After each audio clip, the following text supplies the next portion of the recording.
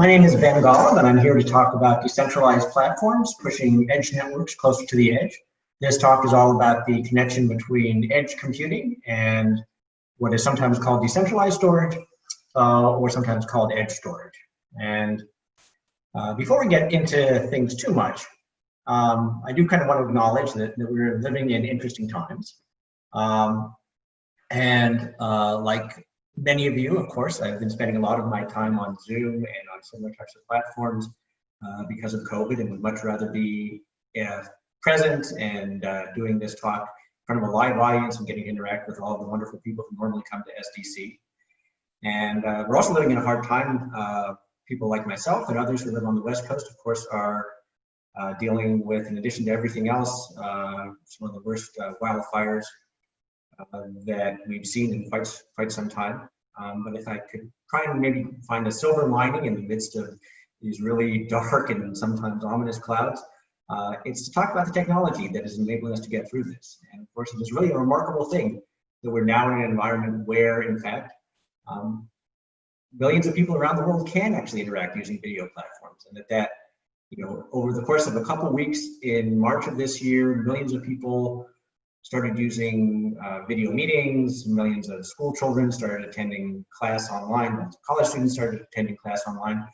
And while it's not the same as being in person, the fact that we were able to do so at such a massive scale is really a testament to the decentralized nature of the internet and how it's able to support things. And similarly, if I think about what's enabling me and a number of other people to get through this really horrible situation with smoke and wildfires, one of the tools that a lot of people are turning to is something called Purple Air, which, if you're not aware, has managed to set up a global network to monitor air quality, and it's run by 7 people out of Utah.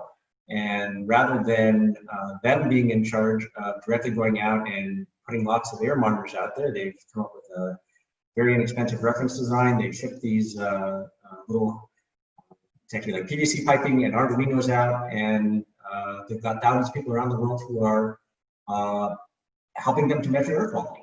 And so even though it's kind of discouraging to see how bad the air quality is across the West Coast of the United States, it is really encouraging to think that you could have something like this with only a few people running it. And while maybe each individual sensor may not be run by the right people or run in a high quality way, the aggregate is really very good, and they've used math, and they've used edge techniques, if you will, to make sure that this decentralized edge network can deliver high quality information to people who really need to understand what's going on with air quality. And I bring both of these up because they're of course relevant to this talk. And this talk is about edge computing and really its connection to edge storage. And just a couple of interesting facts. According to Gogh, by 2022, more than 50% of all enterprise-generated data will be created and processed outside of the data center or the cloud. So we're entering an environment where there's more data at the edge, more data being created, more data being shared, more data being consumed, more data being analyzed at the edge. This is really a paradigm shift, and as is often the case, it's really important to make sure that we think about storage as well. And my central thesis, the thesis of this talk, is that given the increasing trend towards everything happening at the edge in terms of data, storage should increasingly happen at the edge. And it turns out, of course, that there's lots of edge storage already available in all of the storage devices that are around the globe. And if we want to create an environment where we can actually manage edge computing in a way that's securely, effective, and economical, we really should think about having decentralized model of storage in much the same way as the internet, really almost a generation ago, adopted a decentralized model towards telecommunication. So a few quick words about myself. I'm Ben Gogh. I'm the executive chairman of Storage. Storage is what we like to call the Airbnb of disk drives. It's a decentralized storage company that has built a multi-petabyte storage service without owning or running a single disk drive. As I said, we rely on a network of thousands of independently operated storage nodes in much the same way that, say, a Purple Air relies on thousands of independently operated air sensors. Prior to Storage, I was a CEO of Docker, a container company. Prior to that, CEO of Gluster, and a long time ago, running businesses at VeriSign. So I spent a lot of my life on the edge, if you will, in open source and Web 1.0, and now, of course, increasingly spending time in decentralized cloud. So over the course of my talk today, I'm going to start by addressing some of the concerns that people have about decentralization, really by sort of helping to explain how the internet itself is decentralized and how this is a natural extension of that. I'll talk about some of the current challenges in storage today, especially the new challenges that are coming in towards edge computing. I'll talk about decentralization and decentralized cloud and what it really means. I'll then go to a specific example, which is storage and how we deliver decentralized storage, and answer the important questions people have, which is, can you do something in a decentralized way that's actually enterprise grade durability, performance, and of course security. Talk a little bit about the durability and performance and cost, and finally talk about security and some use cases. So let's get into it. And as I mentioned, generally speaking, when I talk about what we do at storage, almost inevitably the first question people ask is, hey, gee, how could I possibly trust a storage network where I don't know who's running the drives? And normally the way I like to answer that is to say, well, sort of think back a few years to the way that telecommunications used to happen. Remember sort of what things were like, I don't know, let's say 30 years ago, when all telecommunications was centralized and was controlled by people like AT&T. And as you might know, although the amount of telecommunications was increasing every year, and of course telecommunications by definition almost happens at the edge, the networks themselves were highly centralized. And we were in an environment where there really wasn't a ton of innovation. Volumes were growing massively, but pricing was stagnant. You were still paying 25 cents a minute to make a long distance phone call, even more if you're calling overseas. There was this persistent notion that only big corporations could be trusted to run things well. The reason why telecommunications worked was because people who spent billions of dollars made sure that the network stayed up, and therefore there was really no need to break up or modify the way that AT&T and others did things. And the large telecommunication providers were raking in billions on the backs of 25 cents a minute long distance phone calls. And then we got the internet, and of course we adopted an entirely different model of telecommunications. And as you are sitting here today listening to this Zoom talk, or texting, or doing any of the millions of things that you're going to be doing over the internet, I suspect that none of you are really worried about which routers or bridges your packets are running over. You're probably not worried about which models or versions of the routers and bridges things are running over. You probably don't worry about routers and bridges going down, because if one goes down, there's another path for the packets to take. You probably don't need to worry or even know who the people are who are operating the routers and bridges that are underneath. And that's by design. The truth of the matter is that the internet was designed by default to say there are going to be millions or thousands and millions of independently owned and operated routers and bridges that will route network traffic. All they will ever know about the packets is really the end address they're going to be delivered to. And if you want to make things secure, you encrypt the data, and that way it's a known architecture. And you rely on the fact that there are so many of these routers and bridges out there that large numbers of them can fail, and the packets just take the best possible path to their end destination. And so my guess is the answer to all of these questions is no. And I hope that the answer to this question is also no, that none of us miss the days when telecommunications were controlled by the large telecoms. Now let's move to cloud computing. And cloud computing today, in many ways, looks a lot like telecommunications did. It's highly centralized, even though activity is moving to the edge. The truth of the matter is that there are 3, maybe 4 viable cloud providers. So we've got Amazon, we've got Microsoft, we've got Google, potentially Alibaba, and they happen to be 4 of the 5 largest companies by market cap in the world. And very few others have even managed to make a dent into those markets. Unsurprisingly, even though volumes are growing, pricing is stagnant, especially in the cloud storage, where prices have only come down about 10% over the past 5 years. Again, there's sort of this persistent idea that in order to run things well, you really need these large companies, and they are doing a great job, no question about that. The question is, are they the only people who could be trusted to deliver this, or is there a different way of approaching And of course, my contention is that you can, and that's by taking an approach that is decentralized. Because in addition to the economic issues, there are some other issues with cloud computing being fully centralized. It is fast and reliable, but there are persistent security concerns about the data being in the hands of a few people. There, of course, are data mining concerns. There are worries about there being a single point of failure, and we've had multiple examples where a data center has gone out and it's taken out large numbers of services.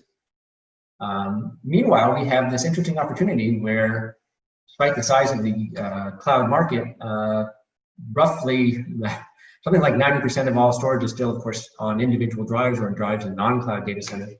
90% of those drives, according to one study, are less than 30% utilized.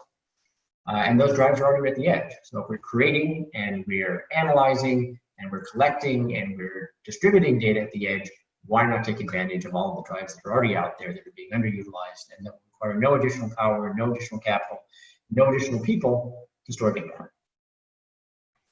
This slide, again, just sort of reemphasizes the fact that, well, exabytes and exabytes are increasing. Of course, the amount of data out there on drives is increasing dramatically. Cloud storage pricing at least has stayed stagnant. Now let's layer onto that the challenges that are coming with edge computing. And these are not from me, these are from Gartner. But as you can read, there are a number of challenges with trying to do things on the edge, especially if you're taking the mindset that every device on the edge has to be centrally run, or that is the responsibility of the people who are trying to provide the edge application. And of course, the more devices you have and the more they're distributed, that creates a lot of challenges if you're trying to rely on people to keep things safe. But if you take the same approach that the world took when we designed the internet, the right approach really is to assume that the things that are happening at the edge can be done badly, and therefore you're designed for failure and designed in a know-nothing way, so that you're not reliant on any given drive being operated correctly, any given device being operated correctly, and you assume that there's going to be failure, assume that there's going to be bad actors, and design them that way. So let's talk a little bit about what decentralization really means. When I talk about decentralized cloud, what I'm talking about is a fundamentally different technical and economic model for delivering infrastructure. It's something that's built on open source and the principles that underlie the internet, trying to deliver cloud computing, cloud storage in much the same way that the internet itself delivered a decentralized approach towards telecommunications. Now, whenever I talk about decentralization, there's going to be somebody in the audience who immediately thinks of cryptocurrencies or Bitcoin and says, hey, are we talking about that? And no, this is much larger than cryptocurrencies. There might be somebody who's thinking, okay, decentralization really just means blockchain. And blockchain is a tool that is often used in decentralized applications, but is by no means the be all and end all of decentralized systems. Decentralized systems themselves is a much larger idea.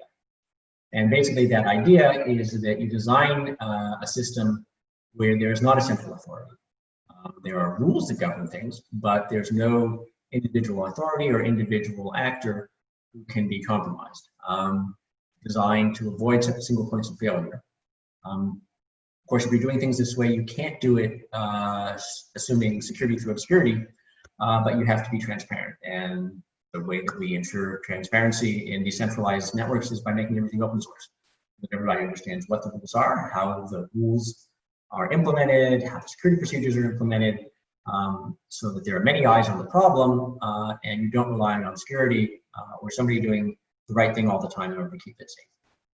Again, you can move from security by people to security by map, just as you would want to send something securely across the internet, you encrypt it rather than trying to control each individual router or bridge. Similarly, when you're approaching cloud computing and cloud storage in a decentralized way, you rely a lot on encryption. And you move from the model of trust me to what is often called trustless computing, but really what it means is that you're not trusting individuals, instead you're trusting open code in a large community.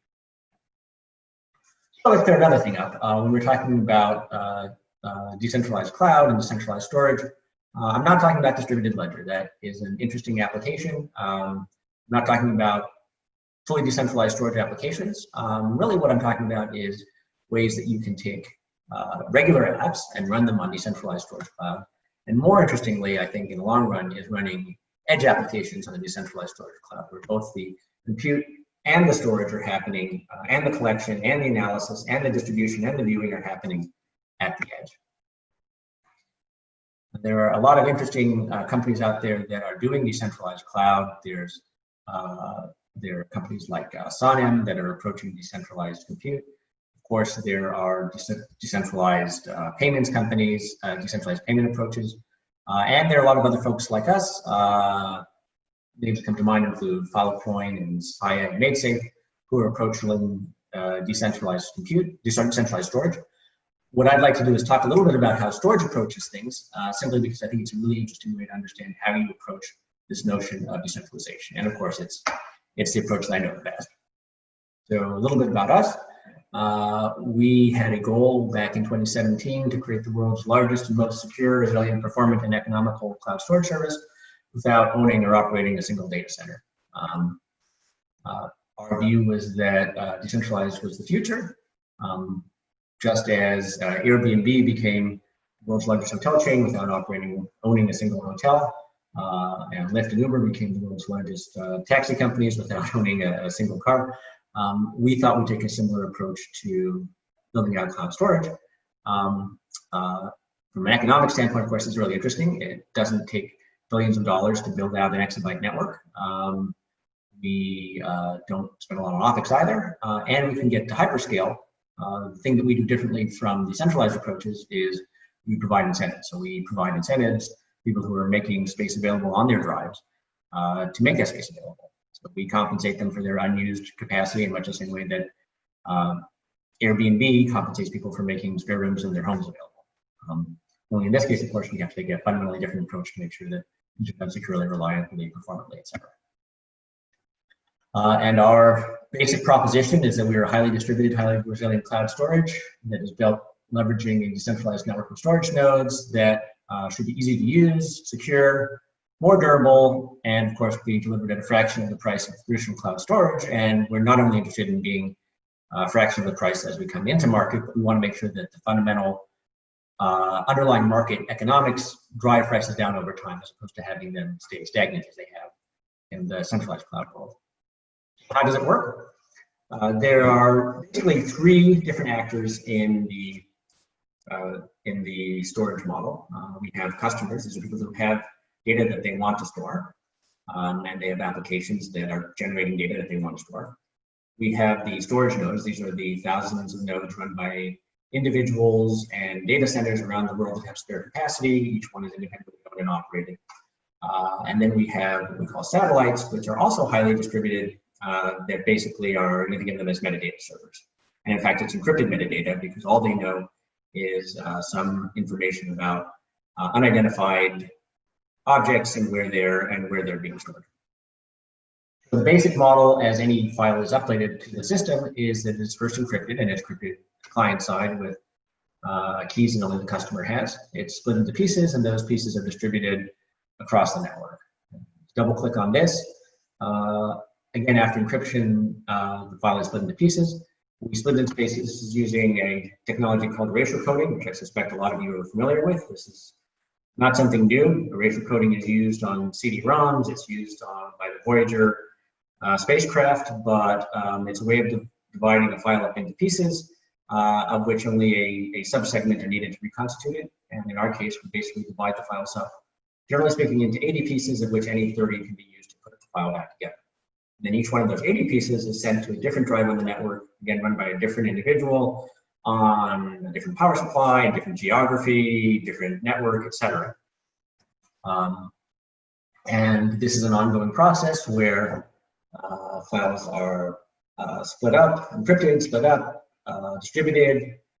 We're constantly monitoring all of the nodes, understanding which ones are up, auditing them, repairing files that fall below a certain threshold in terms of the number of pieces that are out there, and then in reverse, right? If a file needs to be retrieved, we only need 29 out of the 80 nodes to be able to respond in order to return a file.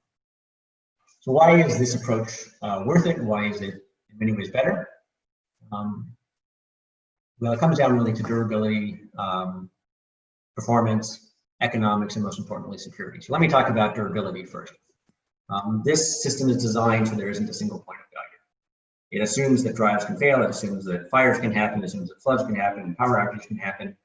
Again, each one of these individual drives is run by a different person with a different power supply, in a different geography, on a different network.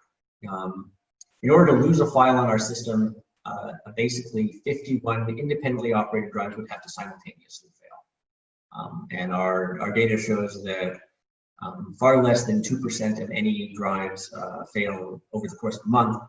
And of course, we're constantly monitoring so that, and again, in order for a file to be lost, 51 drives would have to fail simultaneously, let's say within an hour, for us to lose a file. That has never happened.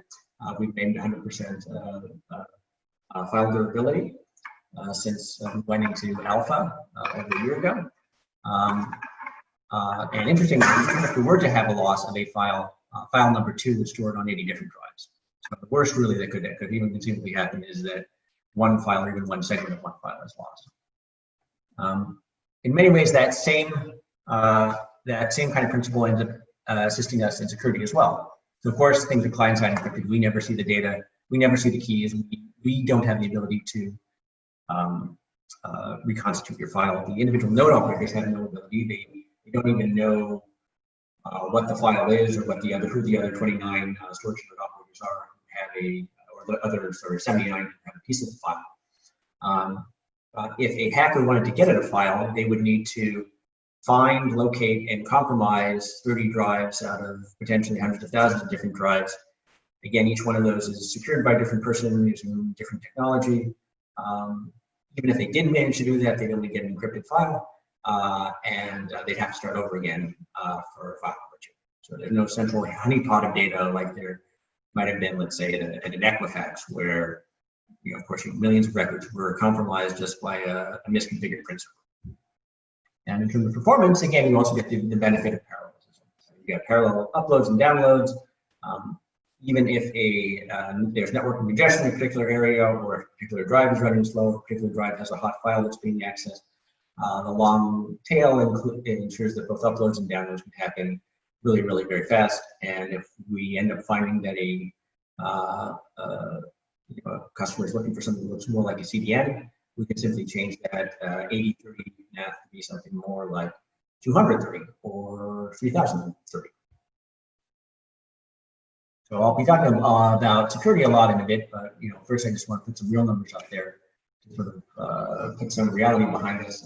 We went into full-scale production in March of this year, but it was a long, deliberate path to get there. We set increasing requirements around durability, availability, speeds, performance, the size of the network, and right now, again, we've been operating with 100% durability, have not lost a single file.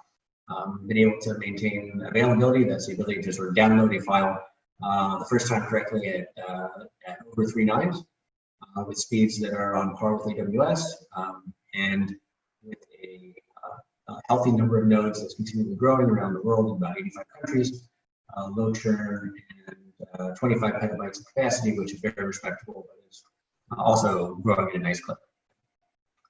And to sort of put a little bit more meat behind the bones of that file durability, this is a chart that we like to show to skeptics. Again, we need for a file to have over less than 30 of the available nodes that a piece of it is stored on in order for it to be lost. And this is a chart that sort of shows the behavior of all of the files on our system. And you can see that this orange line is the minimum, the worst file that we have in terms of health at any one given point in time, and that rarely gets below 50. Anytime it gets down here, we kick off a repair process and then bring it back up. So we've never come even close to approaching the danger point. Beyond security and performance and durability, economics is important, and in our case, and in the decentralized approach, you get the value of all the normal user economic benefits of traditional cloud, scaling, low fixed costs, great supply side economics. It doesn't take billions of dollars for us to build out data centers. And for most of the people who are running these storage nodes, it's essentially whatever we pay them is pure profit. It doesn't take any more power to run a drive at 75% capacity versus 25% capacity. Doesn't take additional people, doesn't take additional fire suppression or anything like that. So for the most part, this gives great economics to anybody who's running a node. And therefore, we are in a position where we can continue to drive prices down over time. The larger the network grows, the better performance and security and durability we'll get, and also the better pricing we can offer to our end users. This also gives us the ability to do things that traditional cloud providers haven't been able to do or haven't chosen to do, like give money back to open source. So in our case, as open source companies like Mongo and Influx and others send data our way, we actually send money back to them to help reward them for building these great applications. Now let's get to the topic that most people worry about first when talking about decentralization, which is security. And it's great if it's cheap, it's great if it's performant, it's great if it's durable, but obviously security is concern number 1, 2, and 3. And generally speaking, the first question that anybody asks, even after hearing about the math, is, hey, who are these people who are running the storage nodes, and how do you make sure that they're doing the right thing? And so we think of people, we call people who run storage nodes as storage node operators, or SNOs. And we like to say there are sort of 2 types of SNOs. There are the good SNOs in the world, and there are the bad SNOs in the world. Our job really is to make sure that the average SNO is a good SNO, but protect ourselves against the fact that there might be some bad SNOs out there in the world. So if you want to become a SNO, and by the way, about half of our SNOs are data centers that have spare capacity. The other half are individuals who have an always-on connection on a drive that may be independently operated. When you sign up, you get a small amount of test data. We generally vet you over the course of a month, occasionally 2 months, during which you not only have to maintain certain levels of uptime, but we also issue random cryptographic challenges to make sure that you're storing what you're supposed to be storing and that you haven't modified or deleted or corrupted the data. There are continuous audits that go on even after you pass the vetting, and the incentives are in place to behave well. There are no monetary incentives for people who behave poorly. Of course, we want to think that all SNOs are good. There are going to be some bad SNOs out there. In addition to disincenting bad behavior, of course, we've adopted a know-nothing approach, which means that the data is always encrypted, the metadata is encrypted. Any individual SNO only knows that they have a encrypted blob of data with some unique identifier for that blob. They know nothing else about it. And as a result, we've designed the system to be resilient against bad actors. We've also designed it to be resilient to incompetent actors, the ways that I've just talked about, in order to deliver high performance and availability, durability. We like to say there are good SNOs, there are bad SNOs, but even Jon Snow knows nothing. Going a level down, how do we build for a trustless edge environment? First of all, there's client-side encryption. So again, every object in the network is encrypted client-side to ensure that only users have access to their data. We go further, we're not only encrypting the data, we're also encrypting the path information. So each path is encrypted separately in a hierarchical deterministic way using root keys. So we do it in a way that's scalable, but done in a way so that there's very little ability to get path data as well as the actual data. There's content metadata encryption, and those segments of metadata are encrypted separately using different keys. We ourselves and the satellites, therefore, only see encrypted metadata. The secure encrypted racial-coded file segments are spread over statistically and correlated nodes. So again, we sort of leverage racial coding to make sure that it's even more difficult for a hacker to try and find and compromise a file. And finally, we've taken a really interesting approach towards pushing access management to the edge.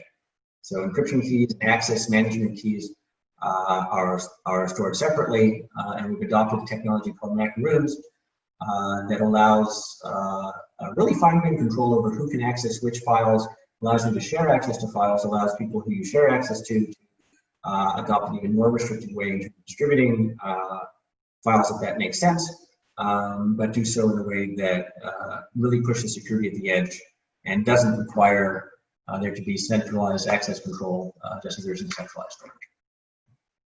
I won't go into great detail into this. A lot of the information that you might want to see about security can be seen in the blog post that's at the end here, as well as in our white paper.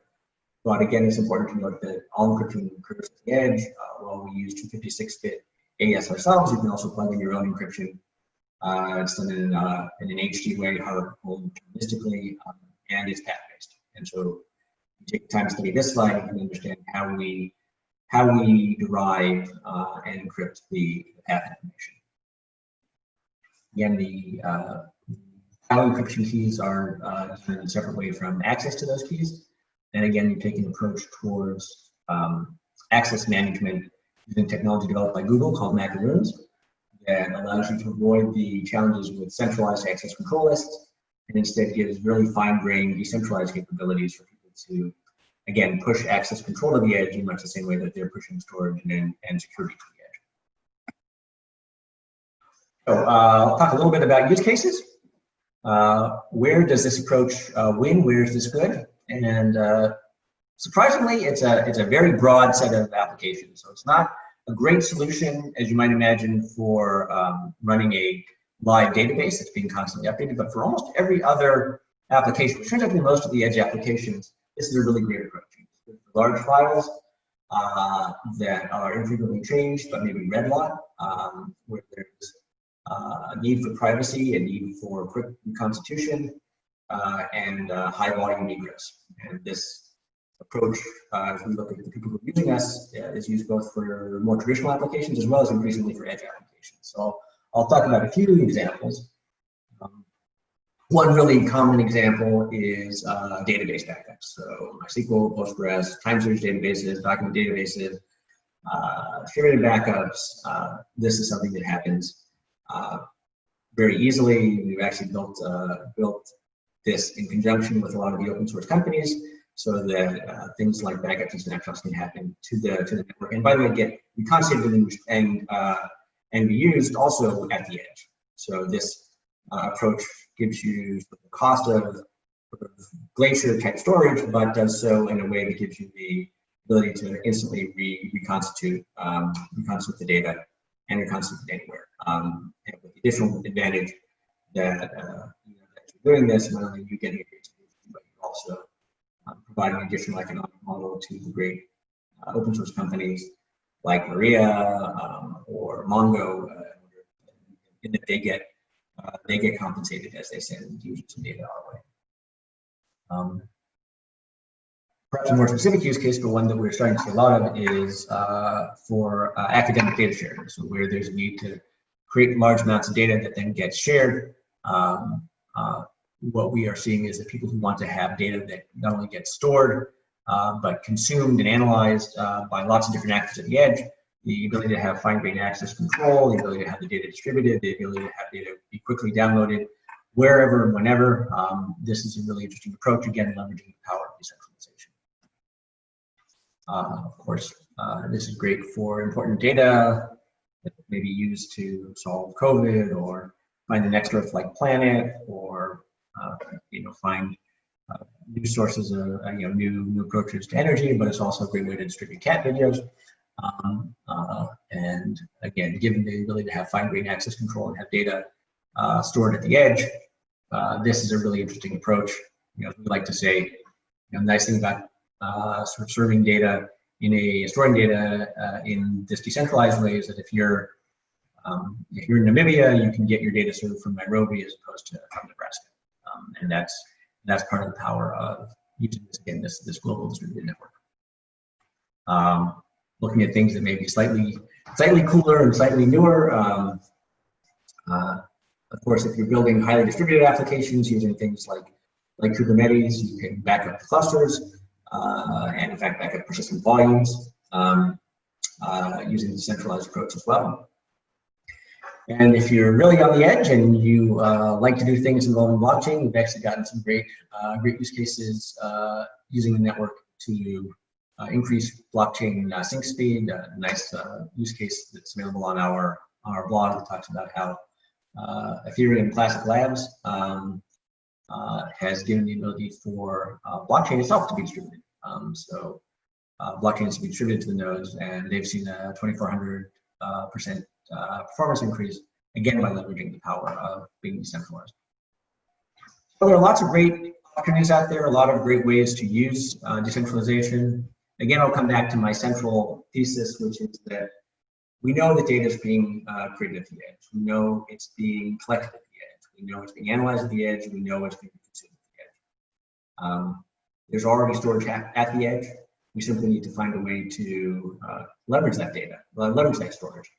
And I think there's increasingly evidence that says that if you can approach storage in the same way that we approached telecommunications at the edge generations ago, we'll not only get significantly better performance and significantly better economics, but ultimately better security and the ability to unleash a new wave of innovation in much the same way that the internet unleashed such a huge wave of innovation a generation ago. So thank you for your time and attention. If you want more information, here are some URLs you can look at. If you want to find out about our open source partner program, it's available. If you want to contribute, we're open source. A lot more statistics, the white paper, of course, love to have you go there. Of course, we're obviously very interested in anybody who wants to use our service. And in particular, if you're interested in security at the edge, in addition to the white paper, there's a great blog post that talks about tuning security paradigm at the edge. Thank you again. I'm Ben Gogh, and happy computing, happy storage.